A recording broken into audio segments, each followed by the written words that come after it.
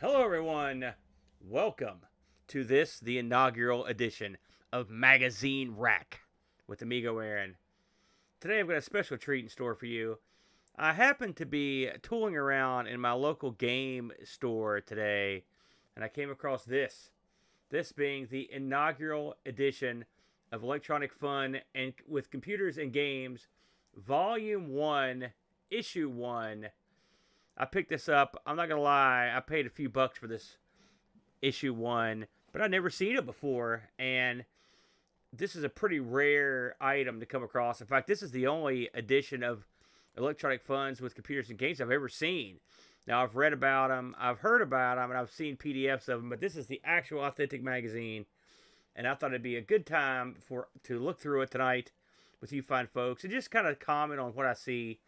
It should be a lot of fun. So let's get started. I should mention this is dated November 1982. So this is a fair cry back, and we're coming up on the 40th anniversary of this magazine and its debut. Just looking at the cover, you've got Hollywood Video Game Explosion. Look at that. You've got all the big ones.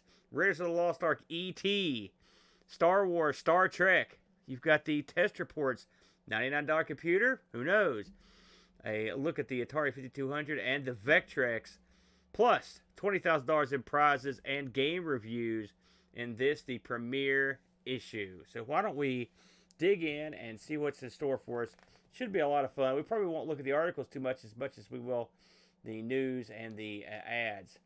So right away, we have... Let me see. Oops, I almost skipped a page here. Right away. There we go. It was coming. The M Network video games for the Atari. These were Atari's foray into doing a better job with their sports titles. And I will say, I thought they've got some good stuff in here under the M Network license. Of course, these are from Mattel. So Mattel had started making sports titles for the Atari 2600. And of course, if you've got a Intellivision, you were aware that the sports titles on there were a far cry better than the ones on the Atari VCS. As we move forward here into the table of contents, we've got a good lineup here. Games Go Hollywood, of course. Interface Off. Insights on the future of games. That should be fun to look at. The $200 question, as in what to buy or not to buy. A look at the upcoming Pac-Man cartoon or animation. You've got a buyer's guide. That's going to be a lot of fun. And you've also got letters from Computer Camp in the comedy section. You've also got reviews, equipment reviews, and game reviews. So this should be a lot of fun. Now, this being the inaugural issue of this, they also go on to explain why that they did it. Now, this is an interesting page here. Actually, I did a lot of research on this page here because when I got this, I wasn't sure what I was looking at, if I'm honest, because what got my attention is in the lower right-hand corner, and you'll see it there. It's the Ultravision video arcade system. I'll be honest with you, I'd never heard of this. And so I looked into it. This is an ad here for two games for the Ultravision, Condor Attack, and Karate. However, if you read deeply into this, these are actually Atari 2600 or VCS or Sears games, all the same thing. And these actually did come out and were available for the 2600. However, what I found interesting was this right here, the Ultravision video arcade system coming soon. I looked into this. This was debuted at, I think it was CES 83. And the gimmick here was, so this was sort of like a video game version of the Vectrix with a color monitor. You've got your two joysticks here, and then you've got your color monitor here, and it's embedded in this console. And then this right here would actually have some controls on it. And they actually would have a keyboard that would be available for it as well to give you full computer abilities. So it is speculated that this thing was at some sort of MSX, because they mention in other ads that this thing will be able to run Colecovision games and Atari games. And the Colecovision was a sort of an earlier rendition of what the MSX would become. And so compatibility there was possible. And of course, if you had a ColecoVision, you'll know about the additional piece of hardware you could plug into it to play VCS games. So that's the hypothetical idea as to what that thing is. But in all honesty, with the exception of a picture from a European magazine that was in color, we've never actually seen one of these in the flesh. And I looked around to see if I could find anybody talking about them. No one was. By the way, if you're wondering, Condor Attack is sort of like a Phoenix game. Karate, a pretty innovative game. It might be the very first one-on-one fighting game, like for a home system. Two guys do karate, and as they advance, their belts change colors, which I thought was really cool. So I thought that was kind of neat. Anyway, a fascinating look into the Ultravision there. Now, as we move down the line here, of course, you've got to have a reason to have made this magazine, and the editors put in a reason here. They thought that this was going to be the future, to mix it up and jump in. Now, this was not the first video game magazine. It was probably the second full-scale video game magazine in the States.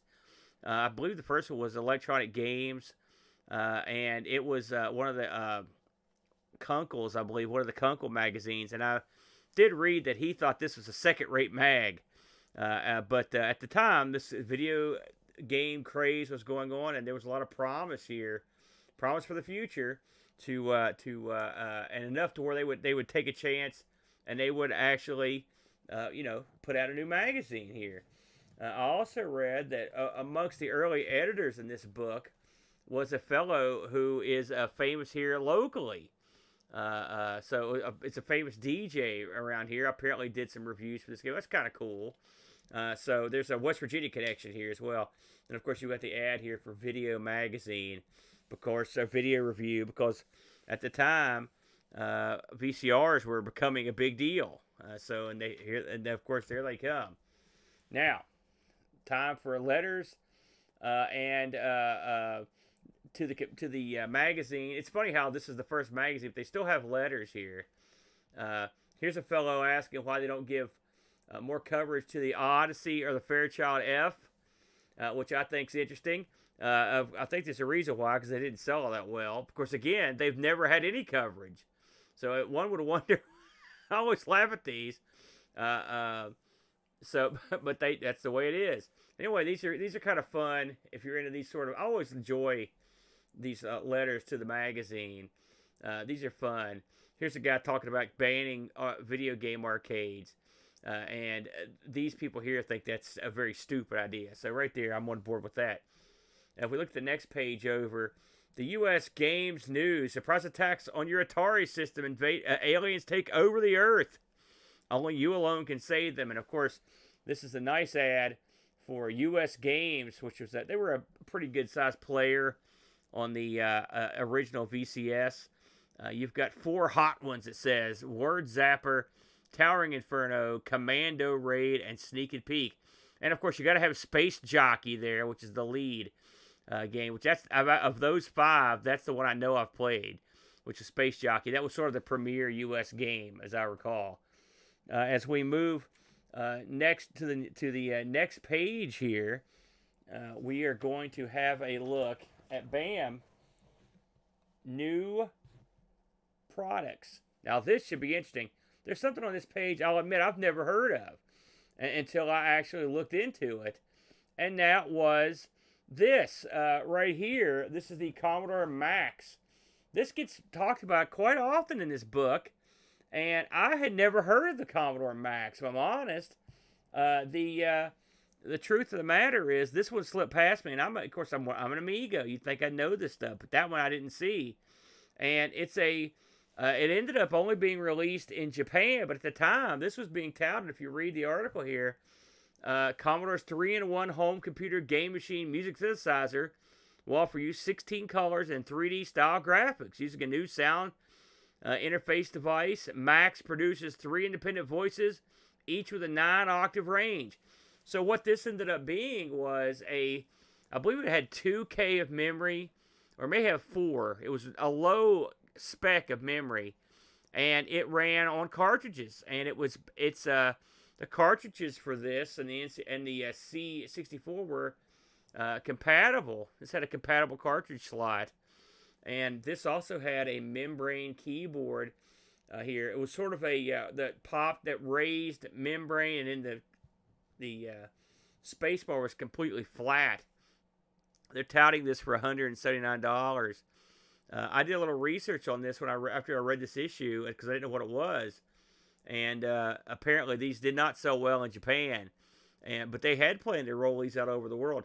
It's funny, the VIC was really still firing on all cylinders when the Max was introduced, and by the time the VIC started to wane, the C64 was ready to rock and roll, and so this really had no place to go. It doesn't do a whole lot. It doesn't have built-in BASIC either, and I believe there were less than 30 games released for it.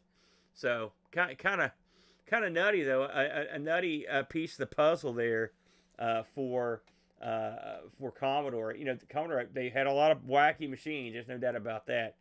Look on the other page here. They talk about you've got several things here. You've got Mattel, and with the expansion of the IntelliVoice for the Intellivision, which is you can see it right here. A neat device. It got not tons of support, but it was still pretty neat. They also mention this. They show Sub-Rock, the actual full-size arcade machine, the environmental. These things, I've never seen one for Sub-Rock, but they were huge, and they were the arcade owners mixed bag. Some liked them and some didn't. We just talked about this, but there's this picture. This isn't the color picture. This is the black and white version for the Ultravision. You can see it right here. There's 2 spots for the joysticks to go into it, headphones, and then you've got that weird control area right here. Like, I don't know what's up with that, you know. And then you've also got these controls right here. I've also seen it like up here where it says Ultravision. I've also seen that have like almost like a radio knob on it. So I don't know if that's for tuning your television. I'm not sure what that's for, to be honest with you. And then right down here, my old buddy, the Odyssey 2, and this was the voice, which is this area here on top. This is a voice modulator for the Odyssey 2 with its own volume control. You'd plug this into the cartridge slot. You plug the cartridges into it. It had pretty decent support. That's one thing I don't have for the O2. I'd like to get one, but it was a lot of fun to hear it work, you know, back in the day. So here we go with glitches, and this is a wacky situation here. I'm not 100% sure what's going on, but this is supposed to be sort of some funny stuff here. I didn't really look into this one too much. They do mention Quest for Tires there, which I'm a big fan of. Moving down the line here, we get to Aliens in the Back Seat. This is an article here where they talk about they answer questions from the listeners. Again, here we go again with this questions from the listeners routine or the readers, because frankly, this is the first episode, it's the first issue, so I don't know where they got these. I'm assuming they would poll some people in the know, or maybe they just made them up. I don't know. It's always funny to see that sort of thing. And then, of course, over here you've got more of the same with the... there's a really nice-looking joystick on that page. Now, I want to talk about this. This is a great ad here for, I believe this is for Inferno. Oh, Firefighter. Look at the kid. To have his hair. Jeez. This isn't a Magic game. You can always tell they're games because of the foil, the silver foil around the box. I always like the fact that they use real photos on their box. Some of those photos cost those guys a lot of money to produce. You know, I don't remember playing Firefighter, to be honest with you, but I do like the ad, and it looks like it'd be pretty fun. Magic had a real good track record So you can't doubt them in that department. Of course, now we've got the CFG Times. Video games, are they killing rock and roll? No. The answer is no. Here, and they're talking about Atari's giveaway here. This was the old Sword Quest giveaway. This is sort of infamous because I think that they never quite finished it. This was, you'll think, this is November 1982. The video game crash in America hit in 83. And so Atari never quite got to finish this contest. I believe they hosed the guy out of a sword, some other stuff. So he that always sucks. Here's an interesting bit here where they mention Twin Galaxies. Of course, they were the fellows that took care of keeping the scores. Of course, they went through a bunch of rigmarole with that. Now, here's something I'm real keen on here, and who wouldn't be? This right here is your top 10 home and top 10 arcade. You've got at home, you've got Donkey Kong at 1, then Defender, Chopper Command, which is a fun game, Star Master, another fun game, both those Activision. The Empire Strikes Back, an all-time classic. Yar's Revenge, an all-time classic. Super Breakout, Pac-Man, Space Hawk for the Intellivision, and Barnstorming. So there's a very good Activision contingency in there. And then you've got the arcade games. This was a heck of a year for arcade games. Number 1, Tron. 2, Miss Pac-Man. Then you got Zaxxon, Turbo, Kangaroo, Robotron, Dig Dug, Galaga, Pac-Man, and Donkey Kong. Those are, there's maybe one in there that you could say wasn't an all-time classic, but I'd say we can mostly agree that they were almost all-time classic games. Just great games. Just loved watching that. There's also an article right here. Imagic ships its millionth cartridge. Very cool. Imagic was at the top of their game for a while, and then the wheels sort of fell off there. But it's still kind of neat to see. So let's move along here, and now an ad for the Colecovision. Now, I love the Colecovision. It's a great system. Now, if you're interested in what I was talking about earlier, this is your expandable computer. This is the slot that lets you plug this into the front of the Colecovision and lets you play Atari games. It's called Expansion Module 1. I've got one of these. I picked it up for a song, and it does, in fact, work. And one of the things I did was I actually modded my ColecoVision with a real nice composite out. And then once you plug that thing in, then wham, you've got your Atari with composite out. So it's sort of a 2-for-1, if that's your cup of tea. Kind of neat. Kind of a neat thing to do. Now, we're moving into the article on Hollywood games. Let's see what they've picked out here to talk about. You can see by the logos there, you've got Frankenstein, and you've got James Bond, King Kong. So a goodly amount. Of course, you've got to have E.T. front and center. You've got to have Indy. They talked about Tower Inferno, which was at the time was a pretty big film back in the day. Of course, you've got King Kong. Conan is mentioned. Conan was a very valuable license for a spell. Of course, you've got Star Trek mentioned as well. And Star Wars. And of course, it's the Princess Leia digitized face up here in the corner. These were all classic games back in the day. And of course, it's funny, the early days of console gaming were a lot of times were about fighting stuff in space. And anything that was a franchise you could build off of, all the better. All right, and of course, as we move on, there's Mr. Spock and Tron, which is another big license, as you can imagine. And down here they mentioned Empire Strikes Back, a fun game. I played the heck out of that back in the day, and every once in a while I'll still pick it up and play it. I was also a big Tron fan. I liked the movie, and I liked the game, and I liked the sequel quite a bit. I thought it was a lot of fun. Oh, boy. Here we go. So here we have, this is software for the Apple II. That's what I like about this magazine. You get a little bit of everything in it. And these are Apple II ads right here. This is for Frog Attack. I love the art here, by the way. That's just dandy. That's one crazy looking frog. This is for the Apple II 48K. And then you've also got Viper here. And both these are from AIM Software. And this is for the Atari 400 and 800 Viper. Kind of neat. Again, the art's great. I love the tank. Those would both be really cool posters to have.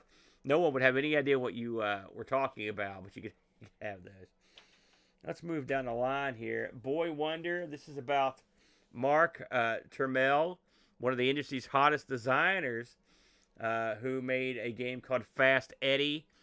So this was sort of like America's answer to the bedroom coder, I guess. I'll be honest with you, I don't recall playing this game, and I don't recall this guy. That doesn't mean he didn't become something, because it might be kind of fun to look him up and see what he did. Watch him be like a mega star, and I just never knew. But it's kind of cool. I like to see that a guy like that's getting coverage. And of course, these bedroom coders all have one thing in common, right? They all have to go out and they've got to get themselves a sports car.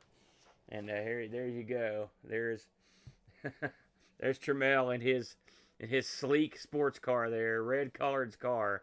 Kind of cool though. Hey, if you got the money, what the heck? That's the way I look at it. You might as well go ahead and get yourself a sports car, brother. Here's an article next on the docket. Bam! It's the Vectrix. Who doesn't love the Vectrix? This is sort of a system rundown here that gives you a look at what the Vectrix is, what it does, how long the cords and stuff are, and then of course, right over here you've got some of the games for it. You've got Rip-Off, Scramble, which I own both those, I think, Starhawk, and of course the Vectrix was so neat because it came with the nice overlays that you would put on this. And that made it a lot of fun. And of course, it freed up your television set as well. Of course, you've got that Berserk, which is funny. Me and the Brent just covered Berserk on our ARG show, the board game, a while back. Armor Attack, Solar Quest, Star Trek, based on the arcade game, which actually me and Boat covered that a while back on one of our shows. Blitz. And this game right here, Hyper Chase, a really good game. Hyper Chase, a lot of fun. I thought that was one of the better games. Rip-Off was good. Really, the Vectrix had a lot of really tight games. And the homebrew for it, boy, it's off the charts, man. If you're ever going to get into it, you should get into it right now while the getting's good, because it's going to be to the point where you're not going to be able to afford one of these in the future.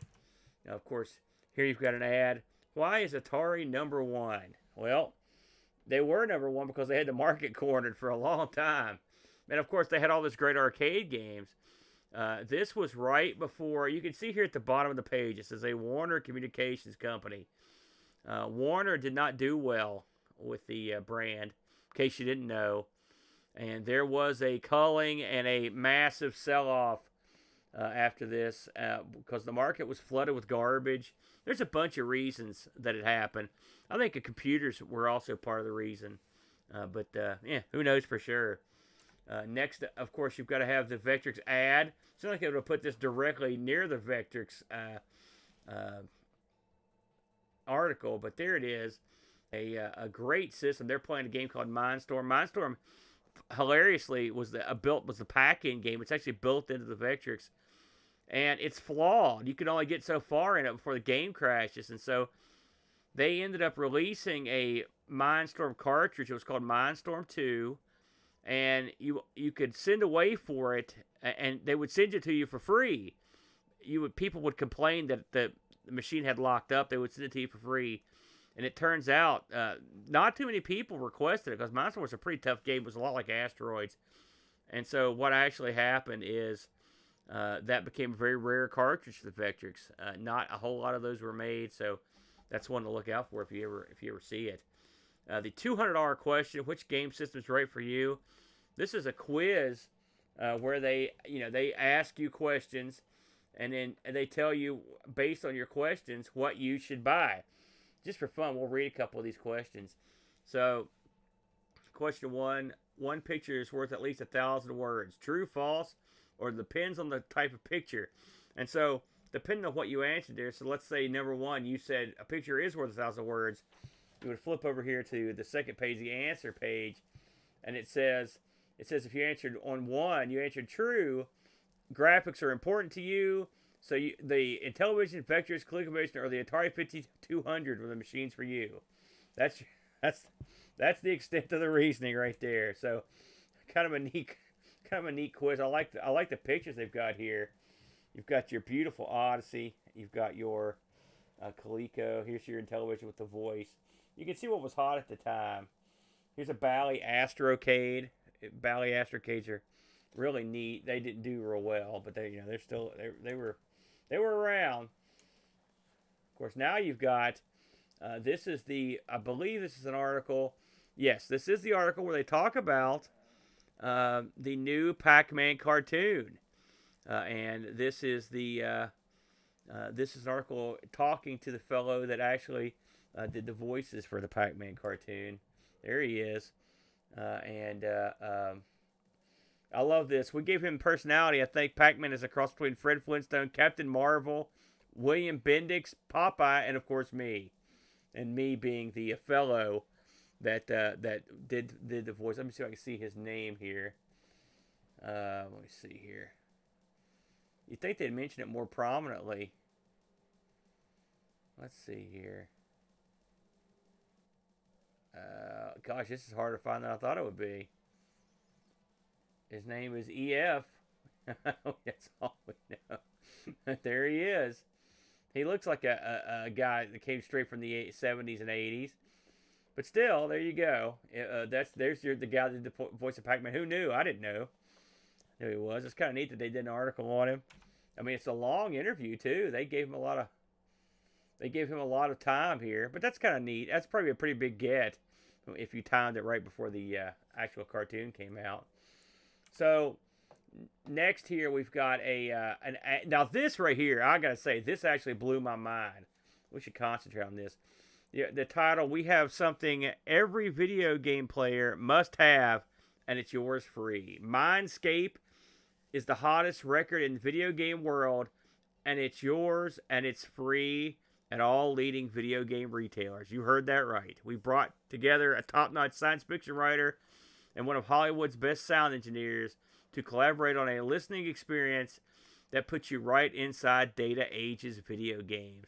So this was a soundtrack. It was a 45 that you could request for free at your local video game retailer, and they would give you this thing. And you can see they've got here are their games: Warp Lock, Airlock, Encounter at L6, Snake, and Bugs. And so I guess you could come and get this album, and it was sort of like a hype album. I wonder if it was one of those real flexible, super thin, gimmicks. It'd be interesting. I would love to have one of those or talk to somebody that had one. I've never heard of Data Age, to be honest with you. I've never heard of any of those games either. So I wonder if that ever actually got released. Some of this stuff just never came around, and so we never got to see what it was. Here is, of course, an advertisement for the magazine I'm reading. It's funny, they've got a different cover on the sample magazine, despite the fact it's dated November 1982, which is the exact same one you're looking at here. And you can see that the cover they've shown here is not the cover that it ended up showing. It was probably a good move, because that cover they're showing here is not so good, if I'm honest. And $2.50, not bad, not a bad price for it. Okay, now we're going into some handhelds. And of course, this shows you the date of this thing. Here's the Coleco Donkey Kong. $60 portable. These things are very in demand to this day. Of course, the aesthetics, the game's not that great, but they're very popular. And of course, then you've got a couple of the smaller handhelds here. Dungeons and Dragons here, and Starhawk. Now, I don't remember Starhawk, but I absolutely remember this. These are sort of like the Game & Watch knockoffs. These things, the Dungeons and Dragon one was $23, and Starhawk, obviously a more valuable license, $27 there. That's cool that they go into talking about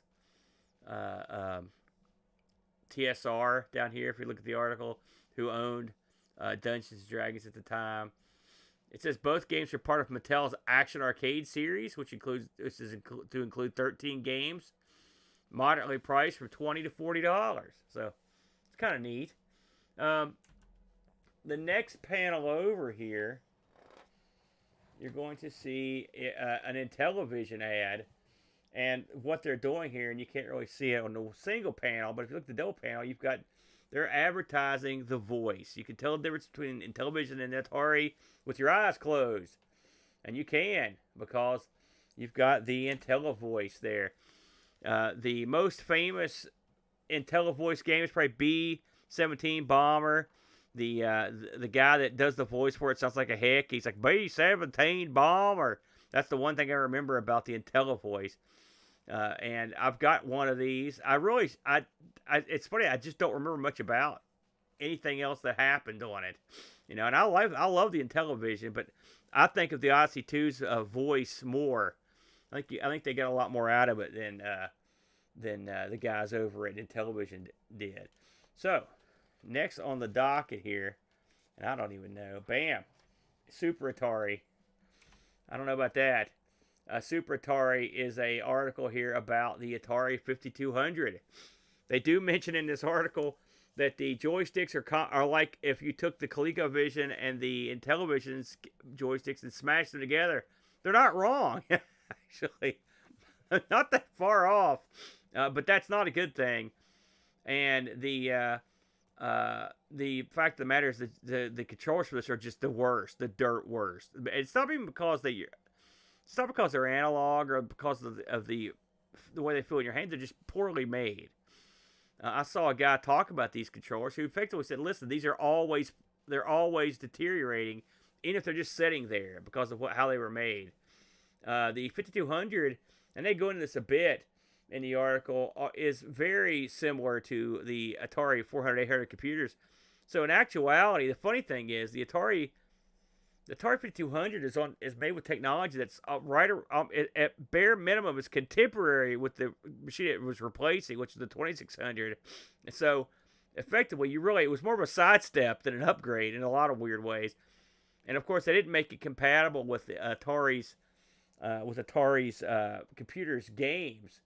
So there was no compatibility there, which was a shame because they could have used that vast library.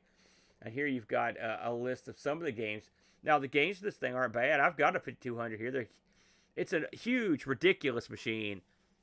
The RF in it is disturbing because the power, Atari wanted to eliminate cables running to and from your television. So there's only one cable that runs from the Atari 5200 to the TV. And it also carries the power.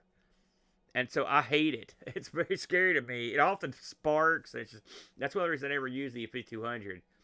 You can see, of course, you've got your Pac-Man and your Space Invaders, all the stuff you'd expect. Also, some of this stuff, this is when Atari started kind of wearing out their classic licenses. They were riding them hard. I mean, you can only make so many versions of Space Invaders and Pac-Man and Missile Command, but they kept right on trucking. That didn't stop them.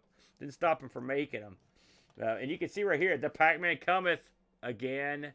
And by the way, this Pac-Man's not that great. And they ended up, there's homebrew versions that are far, far better than that now, as one would expect, though.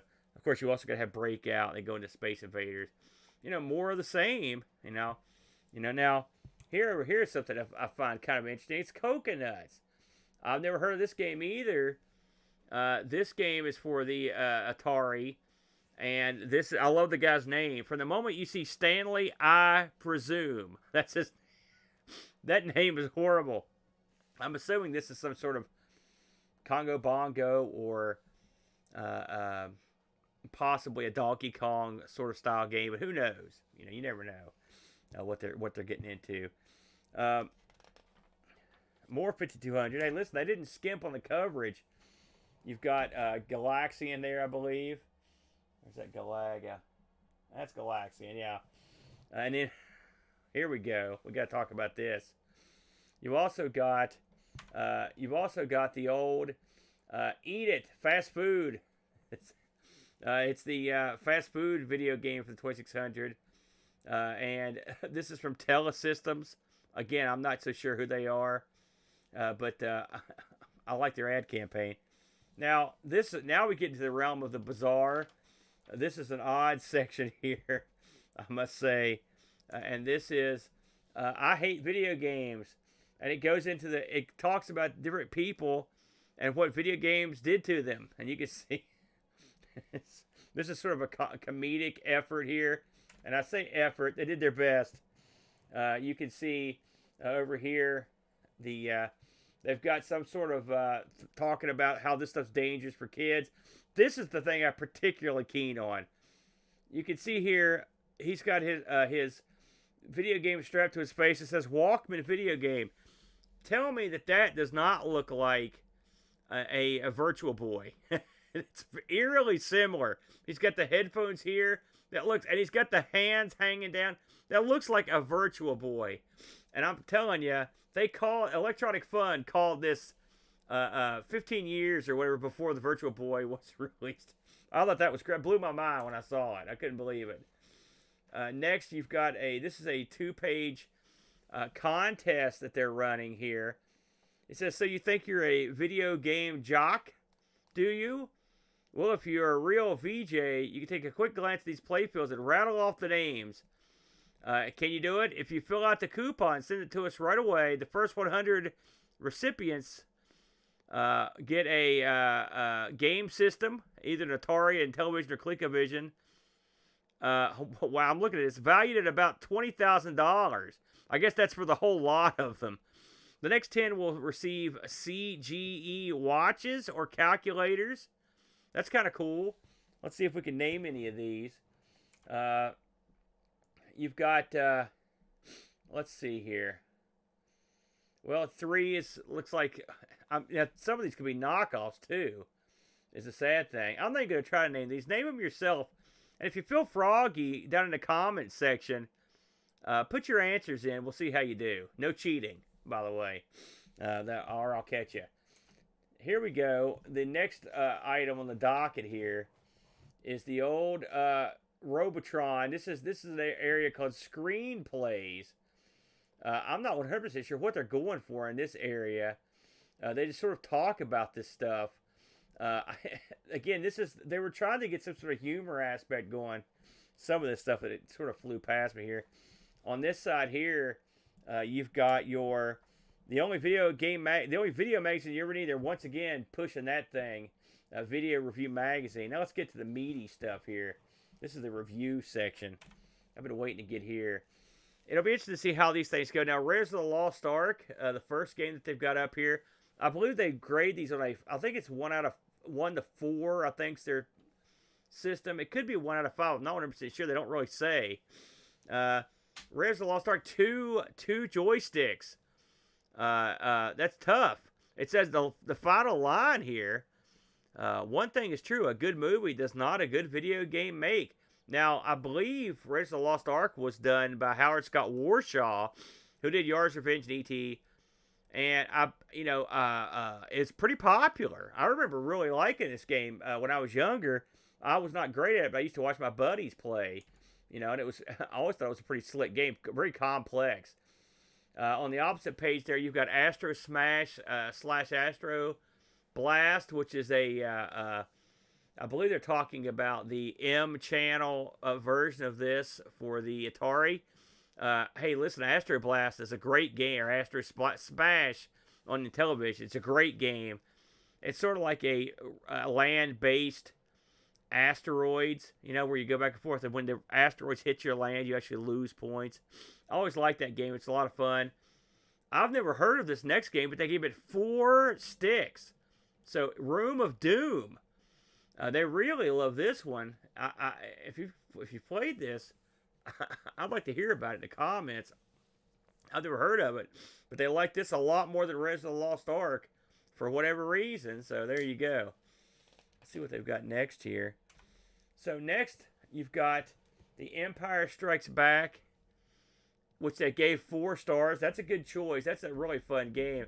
Again, all these games can sort of get repetitive, but they're pretty fun. They're even giving you little hints down here.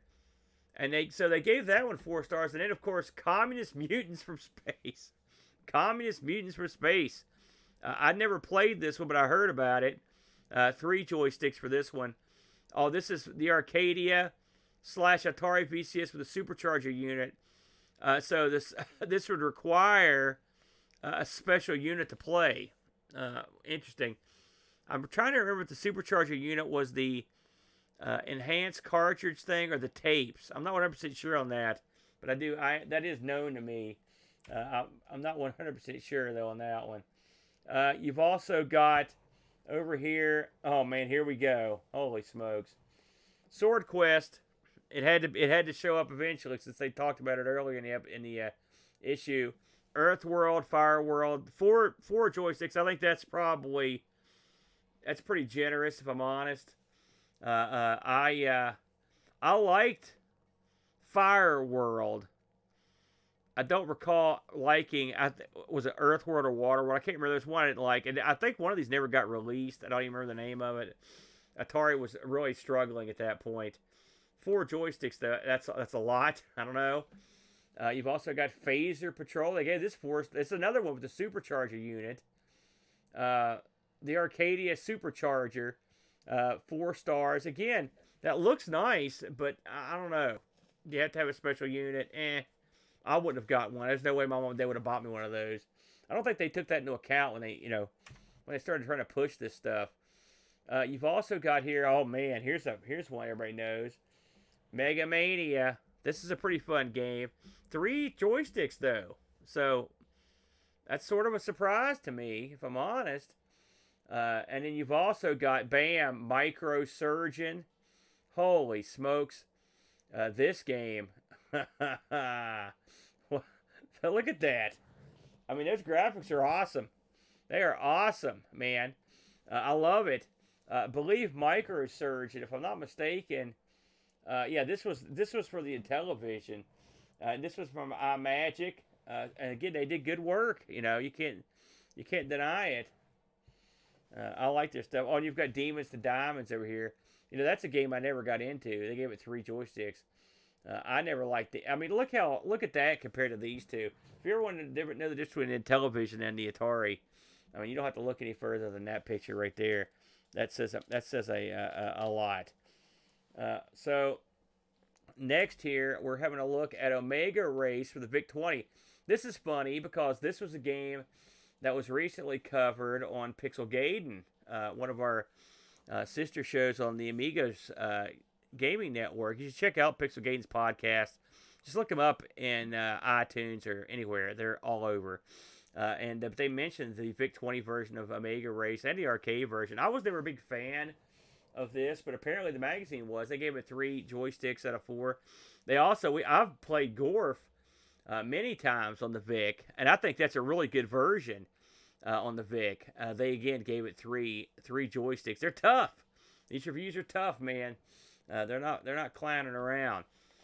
So I think let's see if we get any more reviews here. And I think we've left the review area, and now we're on to this is another interview. Of course, it's got the guy from Arcadia in here. Amongst others, you've got Michael Katz from Coleco, the iMagic VP, the Mattel VP. So this is an interview with all the big VPs here. And so that's kind of cool.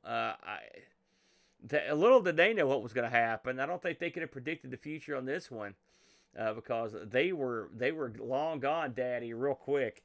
Once this all went down. I mean, a lot of these guys didn't have jobs in less than 2 years. Play for real. Computer games that are the closest thing to real life. Thorn EMI is the advertisement here.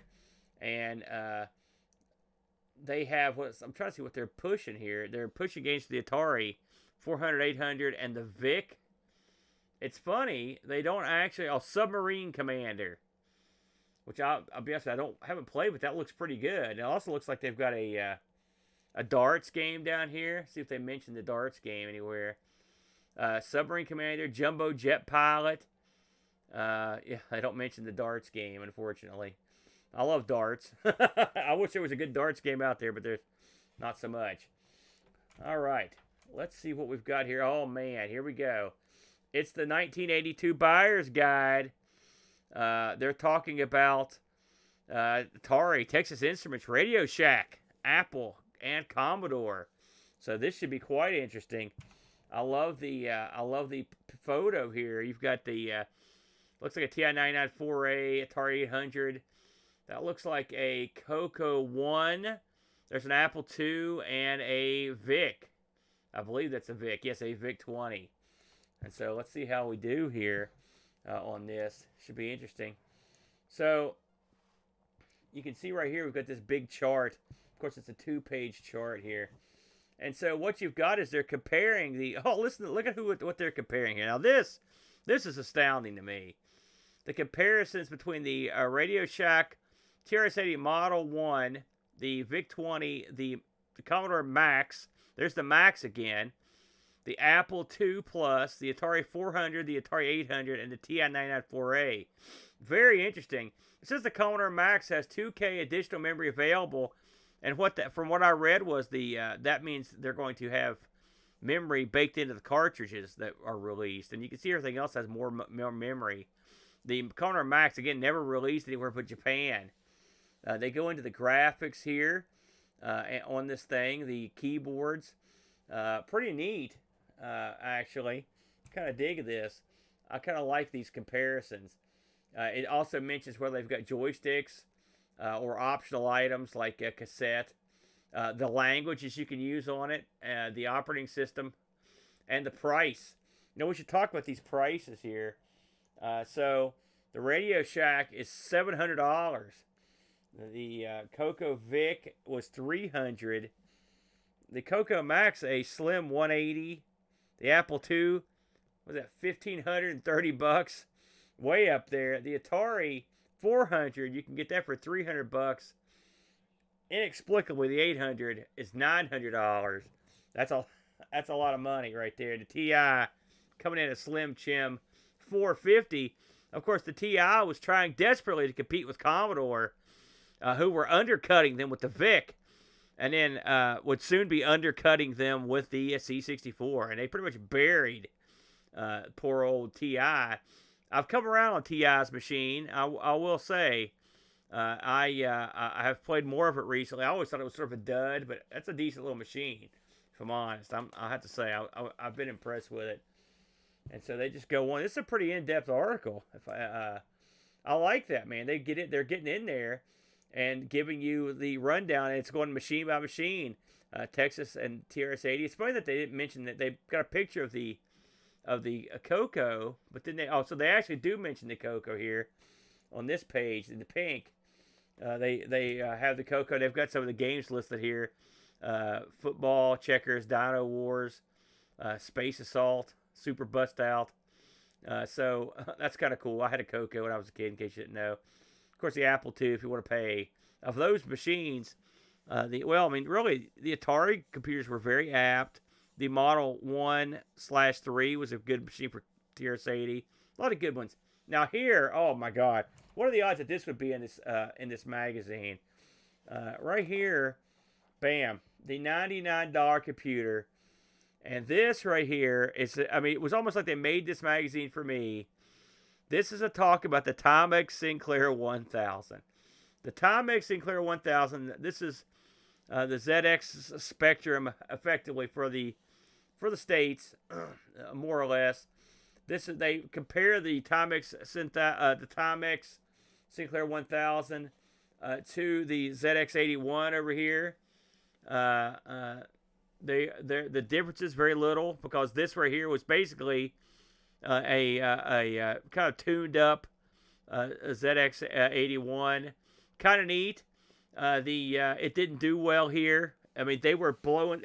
When I said this was America's answer to the ZX Spectrum, that's not entirely true. The ZX Spectrum was a much better machine than what we got. This was more like a ZX81, but this was cheap. They were really trying to blow these things out back in the day, and it didn't go. It did not happen, unfortunately. And these things were being cut out for a long time.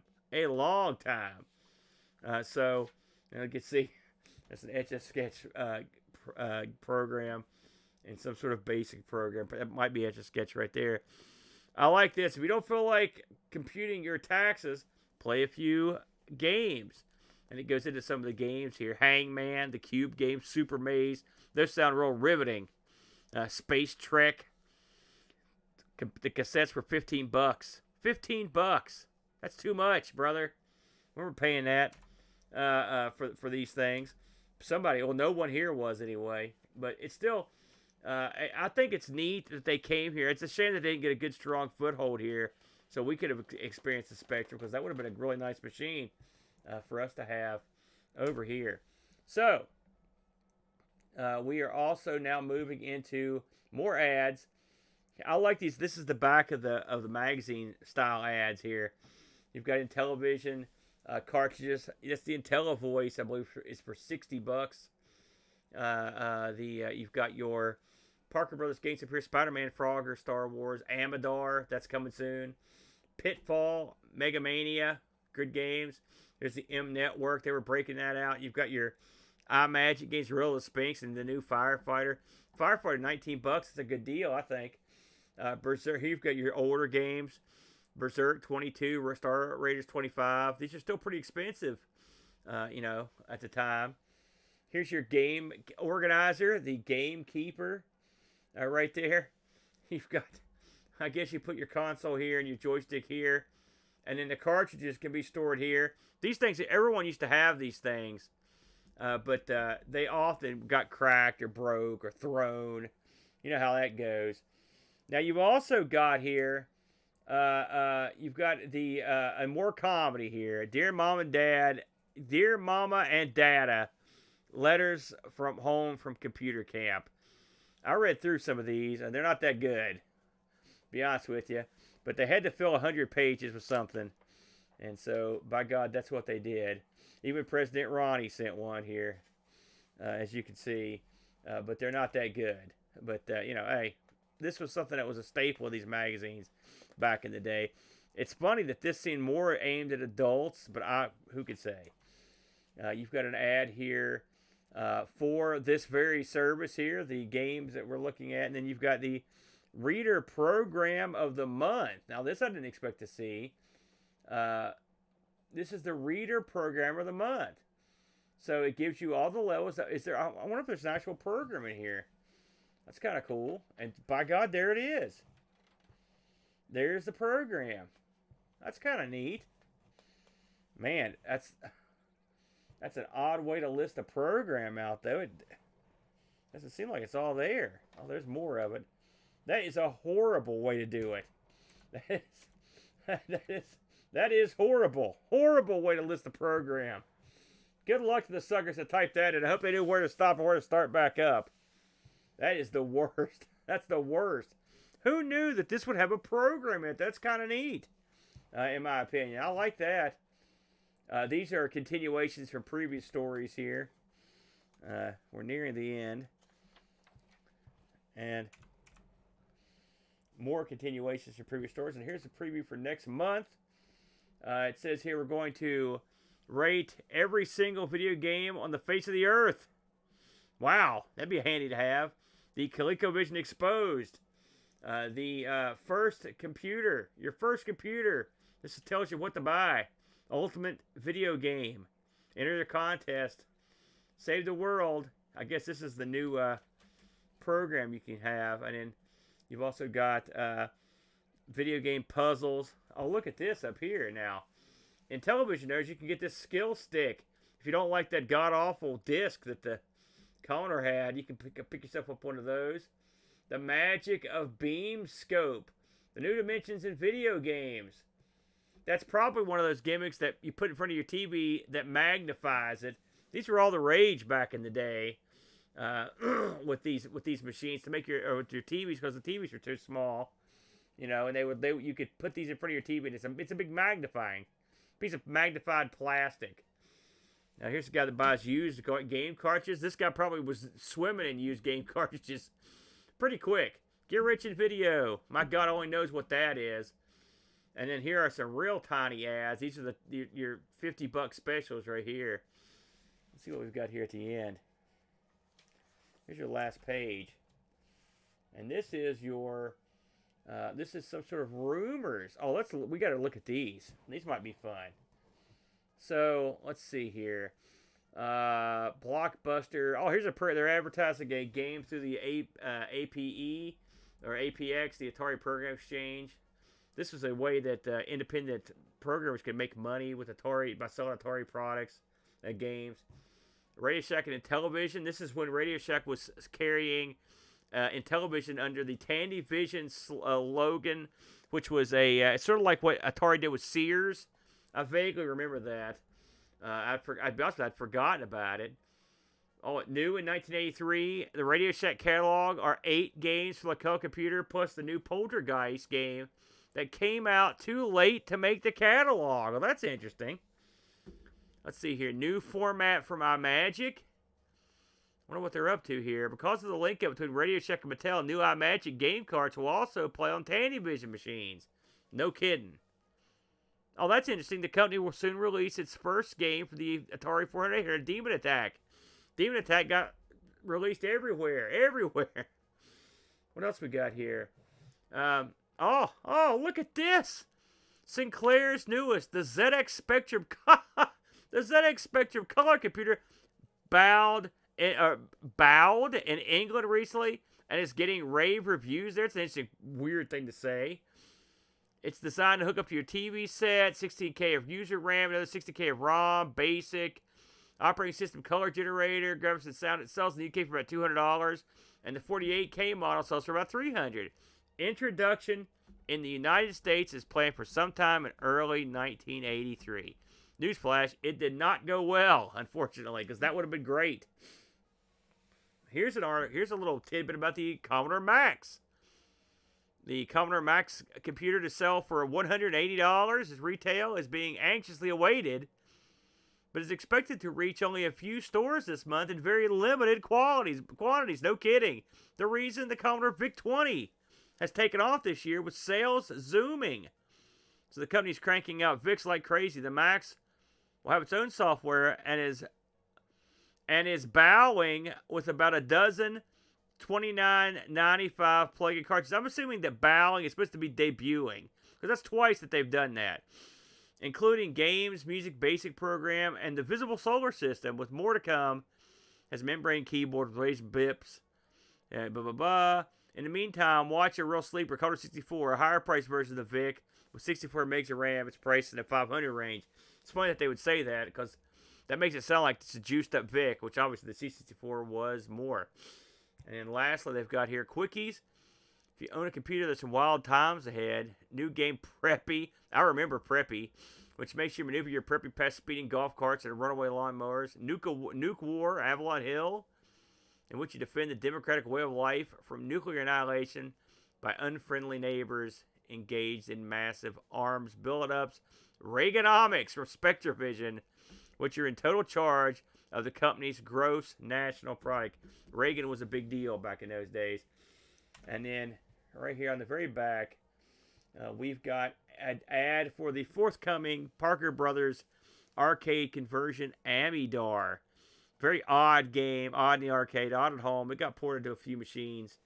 And that is that. Here's your back cover. And there it is. Mega Mania. A very cool ad from Activision about their probably already out, I'm pretty sure this was already released, Mega Mania game. Pretty fun game. So that is your ball game, ladies and gentlemen. That was a quick look at the Electronic Fun with Computers and Games, Volume 1,